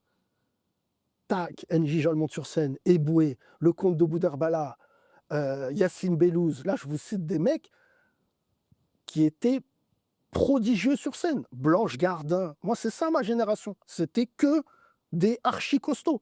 Donc, quand tu sortais ton spectacle, tu allais affronter les meilleurs. Pardon, mais de faire la comparaison avec le fameux rap des années 98, là, la plus belle année du rap français. C'est-à-dire qu'en fait, la concurrence crée la qualité. Mais là, aujourd'hui, moi, quand je regarde les humoristes, je me dis pas: «Oh, ouah, que des phénomènes cette année». Ça fait 10 mois que j'ai pas touché un micro. Je suis pas inquiété, hein. Franchement, je suis pas inquiété du tout. Je me dis: «Bah, c'est super, quoi». En tout cas, je pense qu'on a compris votre avis sur l'humour et des gens qui sont plutôt propulsés par le système. Je pense que tout le monde aura, enfin, on va pas continuer à citer des noms parce que Non, non, non. c'est pas, Enfin, il y en a pas beaucoup, hein, mais non, c'est pas intéressant. c'est pas l'objectif. Est-ce qu'aujourd'hui, vous vous dites que finalement, le fait d'être une personnalité publique vous oblige quelque part à être porte-parole? Je parle pas vous personnellement, mais c'est-à-dire que quand à un moment donné, on devient public, quelque part, on est porte-parole parce qu'on reflète une image de quelque chose, soit de son quartier, soit d'un certain environnement. Est-ce que vous avez ressenti une forme de devoir dans ce sens-là, au-delà de Non, non, l'engagement? non, je vais vous dire quelque chose. C'est comme l'appellation de banlieue. Euh, j'ai 44 ans et je suis monté à Paris à 20 ans. Donc en fait, physiquement, j'ai plus vécu à Paris que en banlieue. Et on me dit encore aujourd'hui: «Oui, il vient de banlieue». Non, en fait, moi j'habite dans l'un des quartiers les plus riches de Paris. J'ai des problèmes de bourgeois. À ce jour, mais vous venez de banlieue. Non, mais on peut pas toujours m'assigner. D'où est-ce que vous venez? Bah, bien sûr. Parce que moi, par exemple, La réalité d'aujourd'hui n'est pas la même qu'avant la vos quoi? 20 ans. La réalité que vous menez aujourd'hui n'est pas la même que celle de Mais votre même, je vais vous dire, je vais vous dire, quand je suis arrivé à Paris, c'est la première fois que j'entendais le mot «le trac». Vous voyez? Ils disaient: «Tu pas le trac?» Et pourquoi j'ai pas le trac? C'est assez simple. C'est que j'ai réalisé, quand j'avais 22 ans, que je touchais plus d'argent que mes parents réunis, en un soir. Ce qu'ils gagnaient en un mois, je le gagnais en un soir, de spectacle. Et en fait, ça m'a totalement décomplexé par rapport au rapport de l'argent. J'ai toujours le syndrome de l'imposteur. Ça ne bougera pas, ça, c'est le truc des banlieusards. J'ai toujours l'impression que je suis pas légitime. Mais ça, c'est mon combat. C'est pour ça que je fais en sorte qu'on se sente tous légitimes à chaque fois qu'on prend la parole. Mais néanmoins, ma trajectoire, très tôt, a été celle d'un mec qui avait de l'argent. Je suis parti des Mureaux, j'avais 20 ans. J'ai eu un petit commencement avec une chambre de bonne qui d'ailleurs a été extrêmement productif parce que j'étais tellement en galère, pas en galère, j'avais faim, mais c'était tellement la promiscuité ultime. J'avais une chambre de 9 mètres carrés alors que j'habitais dans un pavillon avec mes parents dans la cité. Et en fait, là, je me suis dit: «Soit Yacine, tu crèves ici, dans cette chambre de bonne, parce qu'il y a plus ta mère pour te faire à manger, parce que tous ces trucs-là étaient partis d'un coup. Soit tu vas bosser». Et en fait, j'ai très vite compris qu'il fallait que je travaille dur et que surtout je fasse des choses de qualité pour pouvoir perdurer. C'est pour ça que je suis pas moins inquiété par le futur parce que des idées, on en a. Ça, c'est quelque chose par contre que mes enfants n'ont pas et que moi j'ai. S'il y a un truc qui résulte de mon parcours de mec de banlieue, c'est un truc qu'on m'enlèvera jamais, c'est la grinta. Par exemple, mes enfants n'ont pas la grinta parce qu'ils sont nés riches. Moi, je le suis devenu. Mais moi, tous les matins, je me dis, on y va. Moi, mes enfants, ils ne sont pas du tout dans cette panique-là. Donc, pour vous répondre à ce que vous disiez tout à l'heure, le fait d'être un porte-drapeau, très vite, il faut se soigner parce que même les gens là qui le pensent, qui me regardent, qui regardent cette émission en cachette, je ne crois pas on soit au niveau des personnes qui nous entourent là. On a envie de le croire. Qu'on est un Malcolm X, qu'on est un Martin Luther King, qu'on est un représentant. En fait, pas du tout. Déjà, c'est pas la même conjoncture. Eux, ils l'ont fait par survie et avec le résultat qu'on leur connaît. Et ensuite, la vérité, c'est que je suis assez fasciné de voir que les Arabes et les Noirs sont beaucoup plus intelligents que les gens qui sont censés les représenter. Et ça va de Chalgoumi à moi. C'est-à-dire qu'en fait, les Arabes et les Noirs, ils ont besoin de personne. Et vraiment, je vous le souhaite de tout mon cœur. Mais quand t'es parent, en fait, il y a quelque chose qui se crée. Tu es responsable. Tu pas besoin qu'un mec te représente. Tu pas besoin qu'une nana parle en ton nom. Tu es très autonome. Et ce que je vois, pour vous répondre, notamment du côté de ma ville qui est Marrakech, où j'ai grandi, en partie, je vois plein de classes moyennes supérieures, rebeux, renois, qui amènent leurs enfants. Ils ont une maison avec piscine. Ça y est, ça roule, quoi. Le papa travaille 4 jours à Paris. Il prend l'avion de jeudi soir, il rentre au Maroc. Comment voulez-vous que des humoristes comme moi, ou avec toute l'estime que j'ai pour lui, ou Redouane ou autres, disent: «Oui, mais nous» non mais gars, moi j'ai travaillé à l'école, ton histoire là que tu racontes, au Baptou pour les réchauffer, j'ai la même que toi et moi je suis plus fasciné, si vous voulez que je vous répondre, jusqu'au bout, par les tous ces anonymes, tous ces rebeux, ces renois, hommes, femmes, mais qui sont en fait, anonymes quoi. C'est-à-dire je la dernière fois ça m'a fait rire, mais je suis allé dans un cabinet médical, vous voyez, il y a tous les noms des médecins, sur la devanture. Bon, il y avait que des rebeux. Donc déjà, je me suis dit: «C'est marrant, on dirait une chicha et tout» et en fait, je suis arrivé, ils étaient tous en blouse.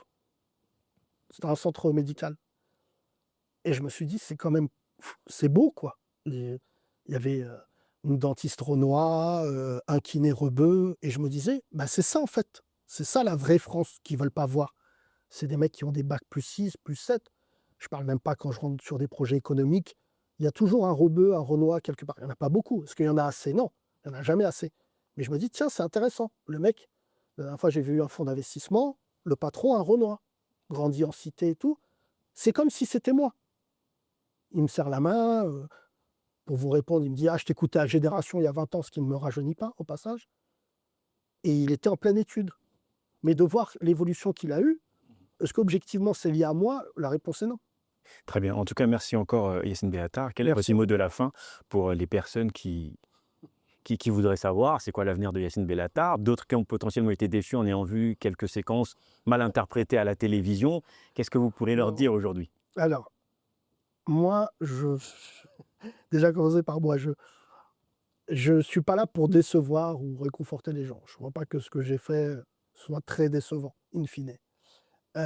Déjà, je souhaite vraiment parce que c'est ma première sortie médiatique, donc je suis un peu touché. Je l'ai fait parce que votre producteur a su jouer sur une corde sensible. Heu, Moi, j'ai envie de dire que le meilleur arrive.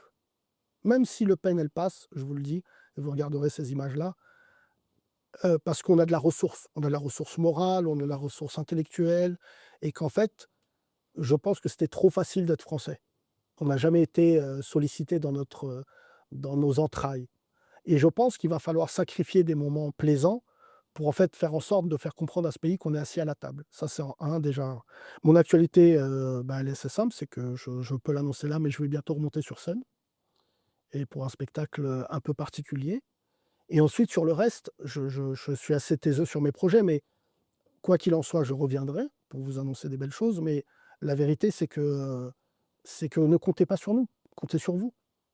Vous êtes beaucoup plus talentueux que nous. Je suis très heureux d'ailleurs, là, de faire cette émission avec vous et je suis persuadé après cette émission que vous finirez, dans des choses beaucoup plus, ambitieuses et fortes, avec toute l'estime que je dois à cette émission.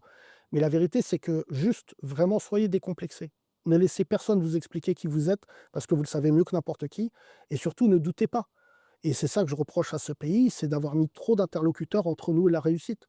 C'est-à-dire que moi, quand j'ai souvent dit, enfin, je le dis à titre de provocation, mais souvent, mais un jour, un journaliste m'a dit: «Mais je peux savoir pourquoi vous parlez à Macron?» Et je lui ai dit: «Parce que si je parlais à Pogba, ça serait pas grave» et en fait, c'est ça la réalité. C'est qu'en fait, on est légitime, on a le droit d'être là et personne ne doit se remettre entre nous et notre légitimité. Donc voilà. Merci. Alison, peut-être un mot justement sur Yacine Bellatar, l'avis que tu pouvais voir par rapport à ce qu'il y a sur les réseaux sociaux et notamment aujourd'hui d'avoir l'occasion de discuter finalement physiquement avec la personne. Oui, déjà, c'est vrai que c'est un beau parcours déjà, ce que vous avez fait quand même. Et ce que j'ai le plus apprécié dans ce que vous avez dit, c'est de ne pas accepter de subir sa vie et ça, c'est à mon sens la clé. Après le fait que vous dites, que vous puissiez dire que nous sommes, complexés, qu'on se décomplexe, qu'on sort de ce qu'on dans la cage ou dans laquelle on a voulu nous assigner en tant que noirs et arabes. Moi aussi, je viens des quartiers et j'avais pas l'impression que nous soyons complexés. Peut-être, dépolitisés sûrement ces dernières années, contrairement justement à il y a 20-25 ans, mais complexés non. Ensuite, concernant les votes, il est difficile aujourd'hui de dire aux jeunes de voter, sachant que le peuple a parlé. On a voté en majorité, mais ça n'a pas été entendu par le gouvernement actuel, vu que après la dissolution du gouvernement, on n'a pas été écouté. Maintenant, c'est vrai que tout le monde qui est exposé est acteur et entendu au moins par une personne. Et ce que vous avez pu faire, je parle de Ziad et Bouna à votre époque, ça a été important et intéressant. Aujourd'hui, malheureusement, les violences policières continuent. Donc, c'est intéressant de parler aussi de votre aspect des humoristes. C'est-à-dire que moi, personnellement, je trouve que Jean-Pascal Zadi est drôle, Il n'est pas que, Fa- humoriste, il que, est Fa- acteur. que Farid, ah là, bah, c'est humoriste, Farid est Non, il drôle. n'est pas humoriste. Non, mais Zadi, il est acteur. j'entends bien, mais ce sont des films humoristes. À la base, enfin, au début de sa carrière, enfin, je veux dire, c'est pas un acteur dramatique. Un acteur peut jouer plusieurs rôles, mais quand on prend une seule direction, Mais c'est c'est pour pas ça qu'un humoriste. acteur qui fait des films drôles, Un acteur n'est pas humoriste, mais un humoriste, il peut devenir acteur. oui, mais Jean-Pascal Zadi, il est acteur. J'entends bien, mais deux films humoristes, moi, je le trouve drôle. Je veux dire, il n'est pas. Je pense que c'est plus dans le sens du métier Non, que mais Yacine c'est Bellatar pas. le dit, pas juste dans le Ça, sens. c'est le métier. Oui. Je ne vais pas vous évoquer, moi, quelqu'un qui n'est pas dans ma compréhension. Jean-Pascal Zadi, il fait des films. Alors, Farid, je le trouve drôle. Bah, si vous me posez la question, oui, Farid est très Farid, meilleur. je le trouve drôle. C'est juste, si vous ne m'avez pas donné le nom, je ne peux pas vous dire Oui, s'il est oui, marrant faut ou pas. pas- Mais faut pas- Farid est très Non, marrant. mais je parlais pas de ça, je parlais dans le sens pourquoi j'ai commencé par Jean-Pascal Zadi, parce que justement, dans la plupart de ses films, il prend des humoristes, et de ces humoristes-là, il en fait des films drôles, qui a très souvent des sens cachés. Donc c'est pour ça que j'ai commencé par Jean-Pascal Zadi. Pas en disant Jean-Pascal Zadi, l'humoriste, mais parce qu'il Oui, crée mais des moi, je n'ai pas conversations. d'avis sur le cinéma de Jean-Pascal Zadi. Non, Je dis j'entends juste bien. que Moi, par si contre, Zadi je doit demandais. monter sur scène, Ouais, il y a fort potentiel que ça ne soit pas son métier. j'entends bien. Mais je disais, Jean-Pascal Zadi, je le trouve drôle, Bien sûr. et que dans ses films, il prend plusieurs humoristes, que ce soit, vous avez évoqué Fabrice Eboué, ou Éric Tudor, ou Farid, ou d'autres, et que dans ces cas-là, après, pourquoi vous rigolez, ça fait très suffisant, c'est pour ça. Non, non, c'est pas suffisant. C'est juste, je le dis pour vous, faut pas se tromper d'ordre. C'est Fabrice qui a pris Jean-Pascal. Et Fabrice il n'a a jamais fait tourné pour Jean-Pascal.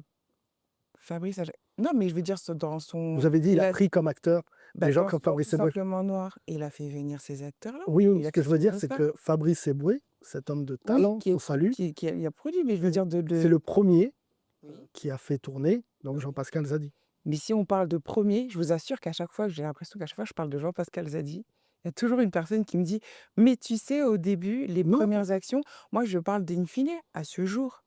Peut-être c'est possible. Ben, je ne ça sais va pas même. si vous avez des Ils actions. retendent la perche à Si nous. vous avez des actions dans la boîte de prod de Zadi, mais personne ne dit qu'il n'est pas marrant. Je vous dis juste que. J'entends bien, mais j'ai Après, pas- toi, Pascal, je le dis ici, parce qu'on Oui. a déjà eu des débats ensemble assez particuliers.